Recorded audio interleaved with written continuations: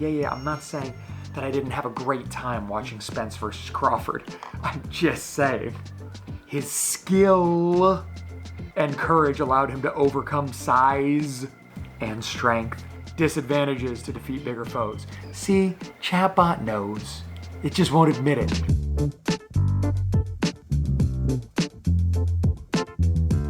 Okay. We've been meaning to play around with this for a while. This is something I've been excited about to hear AI's take on boxing. Maybe it can see patterns or it can correlate information that we can't. Let's check it out. I asked it to write a tutorial on how to clinch in boxing because I think getting into a distance that has a little more nuance to it, that you'd have to be a little more experienced. So let's see what it says. Good. Clinching refers to the act of grabbing your opponent's upper body, typically around the neck and shoulders, to control their movements and temporarily disrupt their offense. It is a close-range tactic, right? Used when you're in close proximity to your opponent. Kind of talking in circles there. And it can be employed both offensively and defensively. That's true. It's got that right. Offensive clinching involves using the clinch to your advantage to set up strikes and control the flow of the fight. Establish the clinch. Okay. It's kind of got a narrow definition of how to establish the clinch. You know, it says use your lead hand. Good. If you're orthodox, that'll keep your rear hand protecting your liver. And it says simultaneously bring your rear hand. If you're doing it simultaneously, does it matter that you're leading with your lead hand? I don't know. Utilize quick hooks, uppercuts, and short straight punches to catch your opponent off guard. Remember to stay balanced and avoid overcommitting to your strikes, as this could give your opponent an opportunity to escape or counter. Correct. It is better to be in a defensible position, in a position to need to be defensible, than to rush anywhere. Even Chatbot gets that. Interesting. It's contradicting itself here. While clinching defensively, keep your guard tight to protect your head and face. Your opponent may still attempt to throw body shots, so be ready to move your hips and upper body to lessen the impact of those punches. Interesting. I don't know how you're going to be able to be clinching and keeping your guard tight. Unless it, like me, believes the guard guards. Means keeping that person's shoulder or glove or head as an obstruction to your head or face. Probably not. I like this. Important considerations. Practice. Clinching requires technique and timing. Work on your clinch techniques during sparring sessions and training drills. Absolutely. This is actually one of the nice ways to give yourself a win condition when doing defensive rounds, is try to enter into exchanges and end up in a clinch. Tie the person up. Yeah, I recognize that it's kind of like broad art of war tactics were correct here. So I told it that this was good, but I asked it to rewrite it with more specific techniques. I want to know overhooks, underhooks, bicep ties, wrist control. All right, I want to know if their shoulder or if your forearm is protecting you. I was curious if it could go that far in. So here we go. Let's see. Mastering clinching techniques. It specifies grip your opponent's upper arm or shoulder. It doesn't just say upper body. Stay compact, so it gives us some extra stuff. It gives us where to aim. Aim for the ribs, liver, and solar plexus to maximize impact. Nice. That's cool. It's nice that it knows enough to specify the liver, and it avoids falling into that trap that you hear a lot of announcers fall into where they misdiagnose liver strikes as kidney punches. Stay calm. Cool. It does give us more, but again, it doesn't talk us through it. It's not giving you any technique here. It's still giving you tactics, which is good. That was my whole argument for my channel, is there's a lot of YouTubers who are giving you techniques, but techniques are valueless without tactics. But they both need each other. With our YouTube channel, we're filling a niche. This thing doesn't have anything to draw from. It doesn't know who's providing those techniques. Use your lead arm to reach around the back of your opponent's head or neck while keeping your guard tight. At least it says with your rear hand. Okay, actually that makes sense. Lead hand's coming in. Guard is tight on your rear side. Pull your opponent's head down. You're never going to be able to maintain control of them if you don't do something with that rear hand. Remember that some moves, such as hitting below the belt or using elbows, are illegal in boxing and should never be employed during a clinch. Again, I asked for it to be more thorough and more specific. It's giving us more detail, but like that's a valueless thing to say. So I decided to pull back a little bit here and see if it could be more thorough and more specific with something that was a little more simplistic. So I said, how do I land a rear uppercut in boxing? And again, it gives you these kind of like overarching, like I said, this could be out of like an Art of War book. It looks like it just lacks the language to talk about like lanes or distance. It takes some stances. Your palm should face your body at the start of the punch and turn upwards as you drive the punch forward. Taking some stances on the vertical versus palm in punching technique. It's saying words, but it's not really telling you anything. Timing. Proper timing is crucial for landing an uppercut. Wait for the right moment when your opponent is open and not expecting the punch. These are things that a human would assume. I love that it keeps telling people to practice. Reminds me of the two-set violin guys. 40 hours of practice. You hear my wife laugh and we love that channel. Well, that's because I practice 40 hours a day. What? But there's only 24 hours in a day. How do you practice 40 hours a day? Chatbot says 40 hours of practice a day. I wanted to kind of probe that question a little bit and it's about how to defend the rear uppercut in boxing. I'm wondering if by framing it from both of these directions, I can get it talking about situations, setups, positions, you know. Jiu-jitsu guys have this awesome saying, it's position before submission. So it means put yourself in the right spot before you attack. The nearest I can get to that isn't with rhyming, it's with alliteration. I always say position before punch.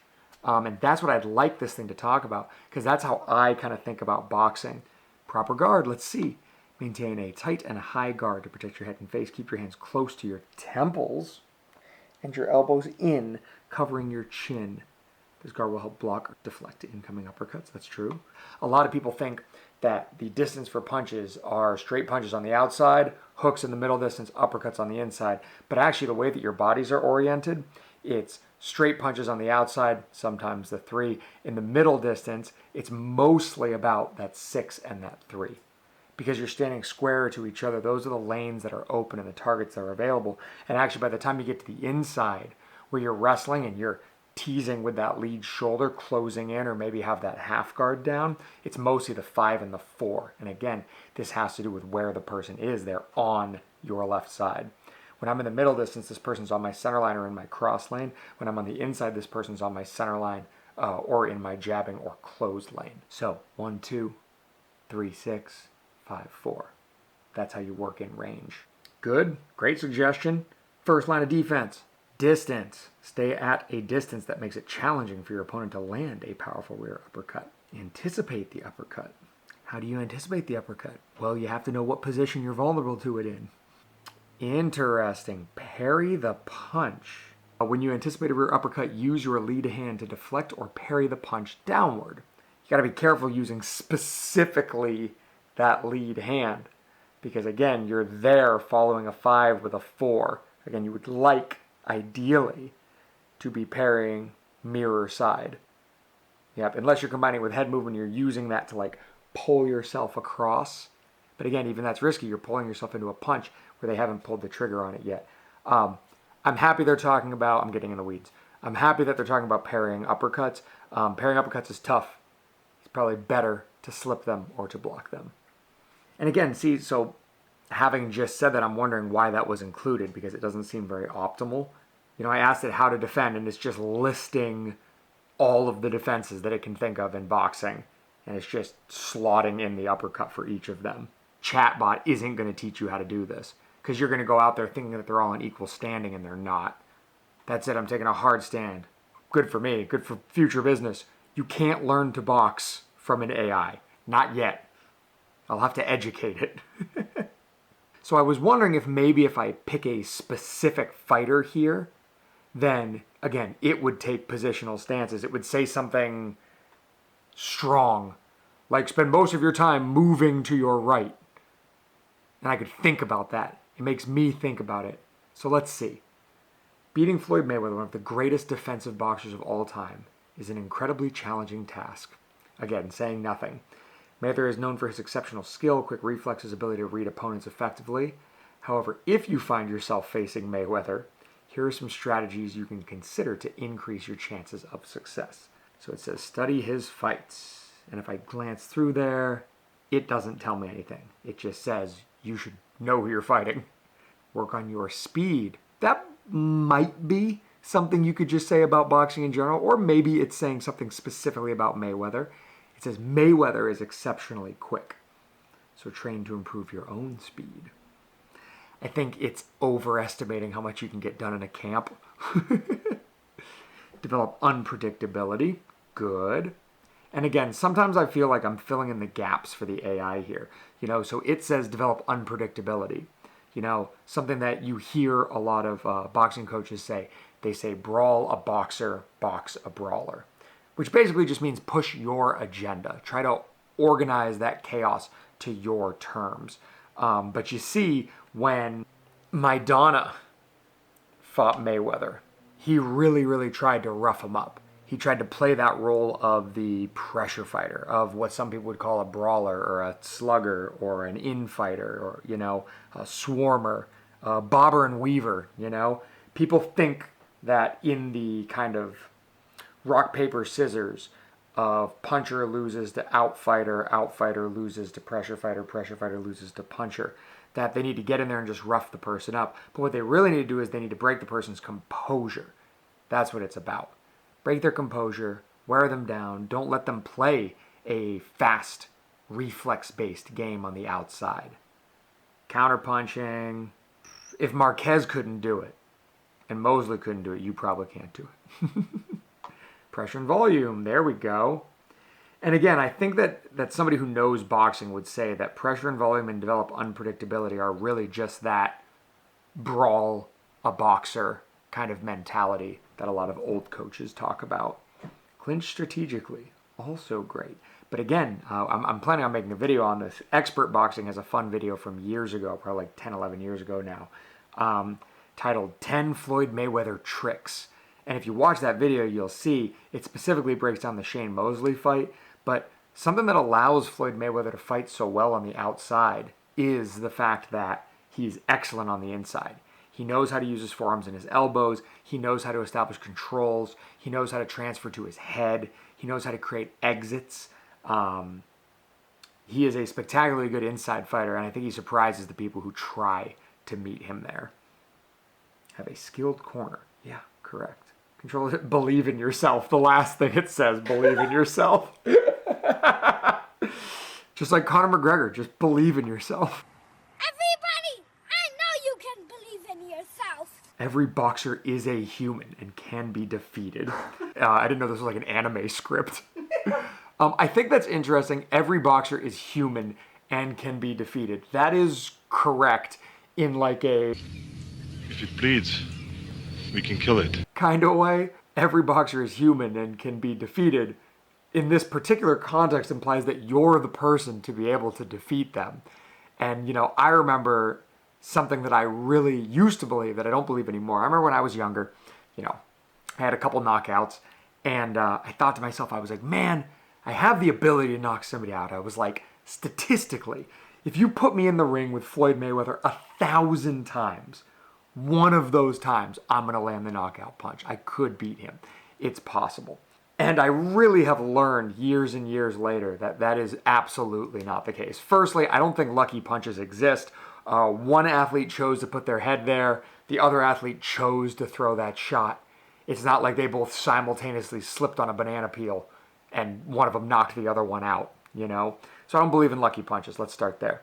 And secondly, because I don't believe in lucky punches, something I really learned when I went to the pros camp, I was sparring with Ronnie Robideau, who's a Canadian national champion, very talented fighter. I remember my first time sparring with him, I was probably in the third round, and I really hit this place where I thought, for the first time in my life, I really realized, I was like, there's nothing that I can do to beat Ronnie today. There's no strategy I can bring to the table. I don't have the speed. I don't have the conditioning. I don't have the understanding of the system to put myself where I need to be, both to create my own offense and to protect myself defensively. Now I can spar very competitively with Ronnie, but it took years of me just getting better, of learning the system, of being able to get ahead. Sometimes the only thing you can do is just continue to grow and continue to invest more time. Nobody says that with like weightlifting. Nobody looks at Eddie Hall pull a 1,000-pound deadlift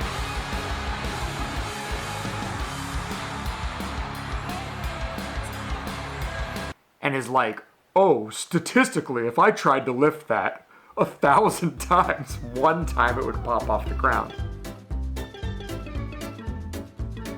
No, he's developed too much in that area for you to compete as you are. So here it says, every boxer is a human and can be defeated. Believe in yourself, approach the fight with confidence. In this particular case, I just think there are such levels and folds of separation between different skill levels of boxers. I've certainly seen it as I've ascended through the sport and gotten a chance to work with more and more talented people. Coming up, there are just certain guys where like you can feel that like he's just existing 2 moves ahead of you. He knows too much. Anyway, so I appreciate the voucher of confidence, but once again, I think that the AI bot is wrong here. Eventually, I ended up in a place where I was asking about some of my favorite fantasy fights, Like, what if Floyd Mayweather fought Julio Cesar Chavez, Frazier and Marciano? And then I was like, okay, well, let's take something like Marciano versus Tyson Fury. Or, okay, let's think of a better matchup, somebody who was a similar character to Tyson Fury back in the day. So I ended up at Jack Johnson and Tyson Fury. So I said, could you write a play-by-play of a boxing match between Jack Johnson and Tyson Fury? So let's see what it says. Round 1, the bell rings, the 2 heavyweights step into the ring. Johnson, known for his defensive prowess and technical skills, starts the round by utilizing his slick footwork and head movement. He patiently gauges Fury's movement and speed, avoiding most of Fury's early jabs. Fury, a modern-day heavyweight with remarkable agility and reach, tries to establish his jab and keep Johnson at a distance. The round ends with both fighters showing respect for each other's skills. Let's go through this and look for highlights. The third round becomes a display of Tyson Fury's versatility. He starts to switch stances, confounding Johnson with his unorthodox style. I wonder if Johnson would be confounded. The old school guys definitely didn't switch stances as much as the modern guys. Man, it looks like they're really letting Jack Johnson run away with this one. Oh, a 10-round fight. Interesting. Why not a 30-round fight? See Tyson Fury carry himself through a 30-round fight. Johnson keeps pushing forward, trying to land one last decisive blow. The fight ends with both fighters giving it their all, leaving the outcome in the judges' hands. So something that I noticed as I was doing this is it really hates to say somebody got knocked out. It doesn't ever like to have like a decisive finish to a fight. It always goes to the judges. It seems like it wants to frame everything in a positive light. It never lets anybody get too beat up unless you force it to. A split decision in favor of Jack Johnson. I said, this is the correct outcome. I've been told you can kind of coach this thing. Most of the old-time fighters had more skill, experience, and gas than modern fighters. They also fought longer fights more frequently and wore smaller gloves that allowed them to develop better skills on the inside and in the clinch. So that's what I believe. I think that the old school guys were better. We can argue about it sometime. I'll make a video about it. I know that that's a hot take in contemporary boxing. And it kind of checks me on that, It says the assessment of past fighters compared to modern fighters can be a matter of debate. Yep, it's right. So it like scolds me for agreeing with it here. What did I take fault with in what it said? It's essential to consider that the sport of boxing has evolved over time. I agree with that. Yep. Each era has produced outstanding fighters with their unique strengths and styles. I agree with that. I think that there are certain fighters that you could pluck out of any era and throw them in with anybody. And they might not be world champion, but they would be highly competitive. We'd know about them. You take James Toney and you put him anywhere. You take Bernard Hopkins and you put him anywhere. You take Lomachenko and you throw him anywhere. And we'll know who these guys are 100 years later. Let's see what they say. Old-time fighters often competed in longer fights and wore smaller gloves, which might have affected their fighting techniques and conditioning. They also faced different challenges and opponents compared to the fighters of today. On the other hand, modern fighters benefit from advancements in sports science, training methods, nutrition, and medical care, which have contributed to improved athleticism and conditioning. As somebody who has a degree in exercise science, I think that boxing athletes really depend on their skill truly and resoundingly more than any of their other attributes. I think rote strength, power, speed doesn't get you nearly as far if you don't understand position, distancing, rhythm, timing, punch selection. I think boxing really, really is a skill. And obviously, being bigger and stronger helps, but the vast weight in that equation is the skill. That's why Primo Carnera wasn't heavyweight champion for long. I also think a lot of advancements in modern athleticism come from the athletes being bigger, which is obvious in something like football or basketball, but in a weight class sport, really I think is a non-issue. It's important to avoid making sweeping generalizations about the skill level of fighters across different eras. Great fighters exist in every generation, agreed. And each era has its share of legendary champions, agreed. Boxing, like any other sport, evolves over time, and the fighters build upon the accomplishments of their predecessors. Maybe. Again, big fish in a little pond, you can only grow so big unless the talent level everywhere is deeper. You need deeper waters to be a bigger fish, okay? And I also think most of the changes we've made to the sport have streamlined it, but smoothed out some of its nuance, some of its detail, some of its edges. Attaching the thumb, locking the wrist, making the gloves bigger, making the fights shorter. All of these things change the way that you fight. Changing the weight classes changes the way that you fight. Ultimately, comparing fighters from different eras can be subjective. Let's see if we can make this objective. Let's see if I can convince this AI bot that this isn't an opinion, but that this is a truth, based on the environment that these fighters exist in. So I said, consider this. Most modern athletes benefit from advancements in sports science, training methods, nutrition, and medical care is mostly apparent in the size of the athletes. But boxing is an exception to this because it's a weight class sport, and old fighters and modern fighters are the same, I say age, but I meant weight. Yep, and I think I make that adjustment. Sorry, same weight. I do. Cool. And I just wanted to give it one argument to see how it would push back against that, and let's see what it says. In this hypothetical scenario, where old-time fighters and modern fighters are in the same weight, certain elements still need to be considered. Training and preparation. With modern sports science and training methods, fighters today have access to more sophisticated and specialized training techniques. This includes tailored strength and conditioning programs, advanced boxing drills, video analysis of opponents, and comprehensive nutritional support. These advancements can potentially enhance a modern fighter's physical attributes, preparation, and overall performance. Again, hot take, I think that most of the modern S&C is horrible, and it makes fighters worse. I think that it takes them away from time that they could be developing skills and technical training. There's a reason that we don't have a bunch of CrossFitters who have all of the boxing belts. It's not just about being a good athlete. It's specifically about being a good boxing athlete. And you need the physicality to support that, but you don't want to let the physicality outrun the skill here. I should say the time allotted. It's a common trap that a lot of amateurs fall into, is they spend 80% of their time doing strength and conditioning and 20% of their time learning to box, because they feel, because boxing is so tough when you're new because your efficiency is atrocious and your understanding of these muscle memory, and because everything you're doing is reactive and speed-based and strength-based, you're leaning on those attributes a lot, so you think that they're the most important thing. When in reality, if you could suffer through that initial learning curve of developing some efficiency with the movements and the techniques and understanding of the distancing and the timing and understand the positions that you're vulnerable to what, you wouldn't have to be so fast. You wouldn't have to be so reactive and so explosive.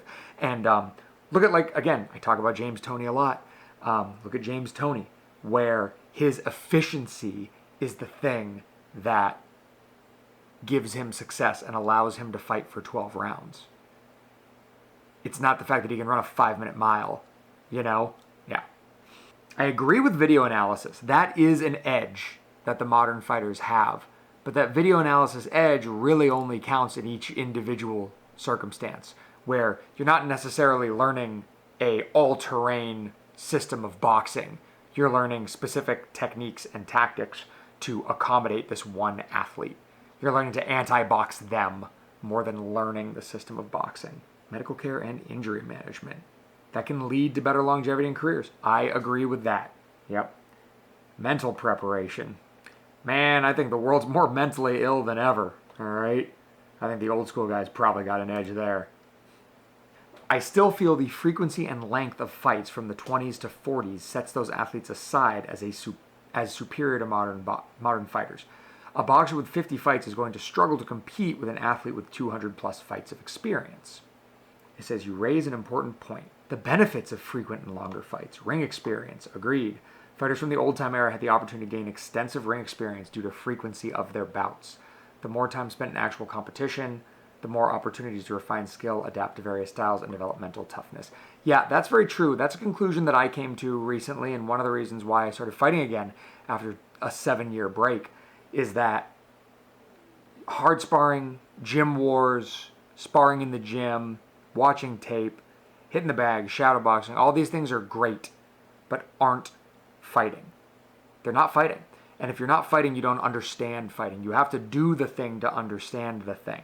Imagine how good would you be at piano if you were only able to practice 10 minutes a week on an actual piano. And for the rest of the time, you had to study theory. And that's good, but you're not going to get better at something just studying the thing. You need to do the thing. Especially in boxing, where there's such a big gap from knowing what you need to do to being able to execute that plan, that thing under duress. That's a huge disparity between those 2 points. And the only way to get the experience that allows you to know how to do it is to actually fight. The only thing that's fighting is fighting. And the old timers knew that. I think it was Harry Greb, middleweight great, who says, why would I spar guys when I can just fight them every weekend? Adaptability, facing a wide range of opponents with different styles, sizes, and techniques provide valuable learning experience. Agreed. Mental toughness, agreed. In-fight adjustments, agreed. Modern boxing. In contrast, modern boxing has seen changes in frequency and length of fights due to various factors, including medical and safety concerns, contractual agreements, and the business aspect of the sport. True. Reduced frequency. Modern fighters often engage in fewer fights during their career due to longer training camps, which wouldn't need to be. Training camps always turn into fat camps because these guys have so much time in between fights. If they were fighting more frequently, they wouldn't have such long camps. While it's true that fighters from the old-time era often had more experience, it's essential to recognize that the overall landscape of the sport has evolved. Modern fighters have access to advanced training techniques, sports science, and specific preparations tailored to their opponents. Valueless. The reduced frequency of fights does not necessarily diminish the skills of modern fighters. Many factors contribute to a fighter's development, including the quality of competition. I'm so glad all the top guys fight each other now. Training methods, coaching, and dedication to the sport. Again, you can have all of those things, but if the talent of everybody isn't there, again, it's tough to learn that much past to outgrow the talent pool without having somebody in the next talent pool to pull you up. I said these are good points on both sides, but modern fighters have access to advanced training techniques, and sports science only counts for as much as boxing is about athletic attributes. I would say that boxing is more about skill than just a display of athleticism. Look at examples like Harry Greb, Rocky Marciano, Roberto Duran, Dwight Muhammad Qawi, all as examples of small men moving up and letting their skill win fights, not their athleticism. Examples of skillful fighters. Yeah, let's see what it does here. Oh, it uses my examples. Let's see. Harry Greb, known as the Pittsburgh Windmill, spectacular name. Harry Greb was a master of technique. With a high work rate, elusive movement, excellent footwork, he defeated numerous larger opponents during his career, showcasing his skill and versatility. Okay, it's interesting as master of technique. Of course, Harry Greb was likely a very, very, very good fighter. I would love to see footage of him. But it's funny, people talk about him like jumping into punches and throwing like frog punches where he like squats and jumps at people. All sorts of like strange stuff. I always wondered what he would look like. And I always imagined he'd be like somewhere between like Prince Nassim with like Manny Pacquiao's work rate.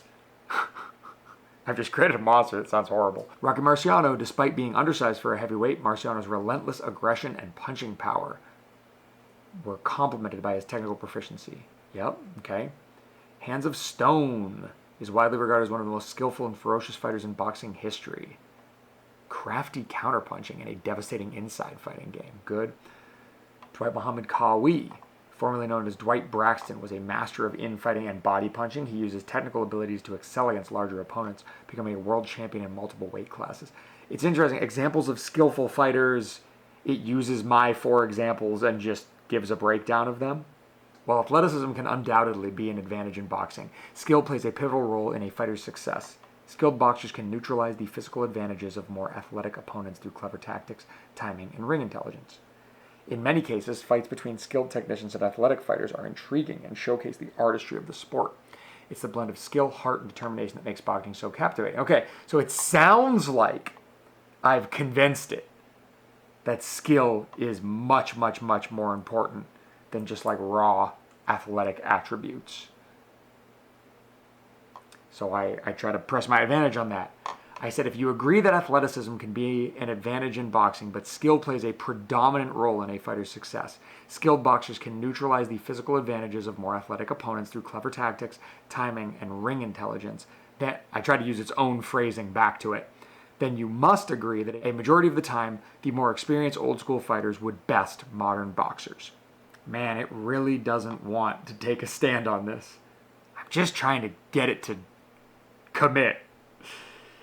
You make a valid point. There were indeed many exceptional fighters from the old school era who achieved greatness and left a lasting impact on the sport of boxing. In conclusion, the perception of a greater volume of talent amongst old school boxers is shaped by their historical significance, achievements, and lasting impact on the sport. However, both old school and modern eras have seen incredible talent that have left an indelible mark on boxing. Each era should be celebrated. Yeah, I'm not saying that I didn't have a great time watching Spence versus Crawford. I'm just saying. So I decided to kind of get off of that track and do another one of my fantasy fights, and I said, could you write a detailed play-by-play of a 15-round boxing match at 135 pounds between Roberto Duran and Henry Armstrong, both in their primes? I tried to be very specific with it. I gave it the weight. This is like the first grade-in fighter and the last grade-in fighter fighting each other. Yep, let's see. The bell rings and both fighters come out with a burst of energy. Armstrong wastes no time, showing his trademark relentless aggression. He charges forward, throwing rapid combinations to overwhelm Duran. Duran, known for his defensive prowess and counterpunching, ducks and weaves, looking for opportunities to counter. He lands a sharp left hook to Armstrong's body, showing his own power. Boom. So these guys are getting after it. Wow. In the final round, both fighters leave everything in the ring. The crowd roars as they witness 2 legendary warriors giving their all. Duran's precise counterpunching continues to find its mark, while Armstrong refuses to back down. They embrace in a show of mutual respect as the fight concludes. It's a split decision victory for Roberto Duran. It loves the split decisions. Again, this thing's real wishy-washy. Both fighters put on sensational performance, but Duran's technical skill, counterpunching brilliance, and calculated aggression earned him the narrow victory in this epic 15-round war. From here, I continue to just kind of have fun running with this concept. And I said, can you write a detailed description of Harry Greb's boxing style? Yep. Relentless work rate. Done. Unorthodox movement. Cool, I was talking about that frog punch earlier. Infighting expertise. I suspect anybody that sets the pace that Greb sets and was from the era that he was from would have to be a spectacular infighter. Exceptional defense. Versatility. Yep. Cardiovascular endurance. Yeah. Harry Greb ran with the university's cross-country team 7 days a week, in addition to all of his boxing training and solo training. He must have been the fittest boxer ever. Ring intelligence. Facing larger opponents. Despite competing as a middleweight for much of his career, Greb often faced larger opponents, including light heavyweights and heavyweights. His skill and courage allowed him to overcome size and strength, disadvantages to defeat bigger foes. See, Chatbot knows. It just won't admit it. So I say to it, I'm not saying modern boxers are unskilled, but I believe that advancements in sports science are overstated on the evolution of boxing athletes because skill plays such a bigger role in boxing than athleticism. So I'm really trying to press my point home here. Boxing is a sport where skill plays a crucial role, and technical proficiency, strategy, and ring intelligence can often outweigh raw athleticism. While advancements in sports science and training methods have certainly contributed to overall athlete conditioning and performance in various sports, the impact on boxing may be different due to its unique nature. Cool. I finally got Chatbot speaking my language here. In boxing, the technical aspect of the sport is paramount. Footwork, timing, defense, attributes, ring IQ, and precision in striking are all essential components of a successful boxer's arsenal. While improved sports science can enhance an athlete's physical attributes like strength, speed, and endurance, it might not directly translate to becoming a more skilled boxer. Agreed. So, again, I try to throw it a bone here to let it know it's on the right track. I say good. I also believe that the frequency with which old school boxers competed gives them a vastly superior level of experience and boxing IQ compared to modern fighters. A modern fighter with 30 fights would struggle to be competitive with a boxer with 200 fights. Agree? I'm trying to lead it to the right conclusion here. Modern boxers often face longer intervals between fights due to various factors, including higher financial stakes, longer training camps, and increased emphasis on maintaining undefeated records. As a result, some modern fighters may have fewer opportunities to gain the same level of experience and depth of boxing knowledge as their older counterparts. Agreed. I like it bringing up maintaining undefeated records. Experience is a crucial aspect of boxing, and it's often said that there's no substitute for time spent in the ring. This doesn't diminish the skills and achievements of modern fighters, but it does highlight the potential advantage that the old school boxers had in terms of experience and battle-hardened ring knowledge. Correct. Here we go. I asked the chatbot, can you write a funny outro for a boxing YouTube channel that's using this chat to make a video? A little meta. So here we go. This is Chatbot's outro for my YouTube channel. It says, and there you have it, folks. You enjoyed this video and want to see more entertaining and enlightening boxing content. Make sure to subscribe to our channel. Remember, we've got the AI-powered insight to bring you the inside scoop on legendary boxers, historical matchups, and even some fictional dream bouts. So whether you're a seasoned boxing aficionado or just a curious casual viewer, hit that subscribe button and join our punch-drunk AI adventure. We'll keep you laughing, learning, and knocking out the competition with our AI boxing knowledge. And don't forget to comment below with your favorite boxing legends or dream matchups. We're all ears, and who knows, maybe your ideas will inspire our next epic showdown in the virtual ring. Until next time, keep jabbing, hooking, and stepping into the squared circle of AI-generated boxing wisdom. Stay tuned, keep those gloves up, and let's keep punching above our weight class together. Ding ding, round one of the boxing knowledge never ends, so hit that bell icon to stay notified. Thanks for watching, and we'll see you in the next AI-powered boxing adventure. Keep floating like a butterfly and subscribing like a champ. Take care, folks. So it gave us a bunch of them there. Let's touch on the important stuff. I love that Chatbot thinks that I make enough doing this to have a virtual ring. That's super cool. And Chatbot, unlike me and my wife, actually remembered to tell you to hit that like and subscribe button and to, what did it say? Comment below your favorite boxing legends or dream matchups. Let's stick with that. Until next time, for when you fight.